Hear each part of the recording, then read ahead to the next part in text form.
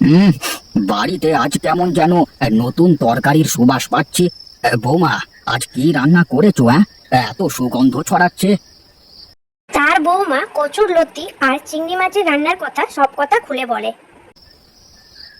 আহা, কচুর লতি আর চিংড়ি চচ্চড়ি। কই কই, দাও দাও, আমার যে আর তো আর সইছে না।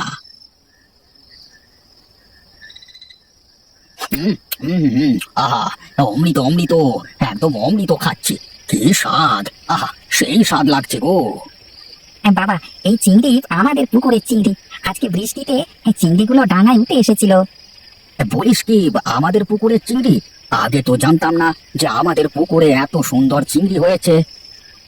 আমিও তো জানতাম না।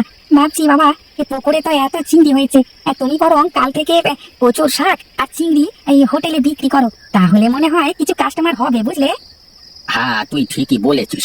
কাল থেকে আমার হোটেলে বিক্রি হবে চিংড়ির চপ, চিংড়ির মালাইকারি, তার সাথে অনেক কিছু। হ্যাঁ বাবা, আর এই সব কিছু করতে আমি আর আপনার ছেলে সাহায্য করব। তাহলে আর কি, হয়েই গেল। পরের দিন সকালে রামু আর তার স্ত্রী মিলে চিংড়ি মাছের মালাইকারি, চপ সবকিছু হোটেলে বিক্রি করছে।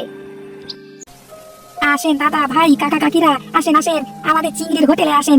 এখানে পাবেন চিংড়ির মালাইকারি, চিংড়ির চপ, চিংড়ির চচ্চড়ি, সাথে থাকছে স্পেশাল অনেকগুলো আইটেম। আসেন আসেন। আরে আরে, এই বর্ষার দিনে চিংড়ির এত কিছু আইটেম এক জায়গায় পাওয়া যাচ্ছে। এই সুযোগ তো হাতছাড়া করা যায় না। যাই যাই, গিয়ে দেখি কেমন লাগে। এই রামু, চিংড়ির কি কি আইটেম আছে সব নিয়ে আয় তো। হ্যাঁ দাদা, তুমি একটু বসো, আমি এক্ষুনি নিয়ে আসছি। আহা, চিংড়ির আইটেম গুলো থেকে তো দেখছি সেই গন্ধ বেরোচ্ছে রে। দাদা, শুধু গন্ধ নিলেই হবে নাকি? খেয়ে দেখো কেমন লাগে।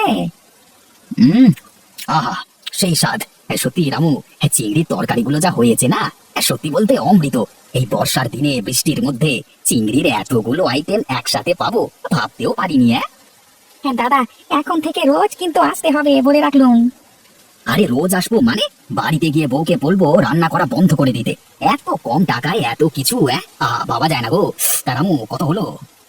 ওই ওই 50 টাকা। বেশ বেশ, এই নে টাকাটা ধর। আসেন দাদা ভাই কাকা কাকিরা।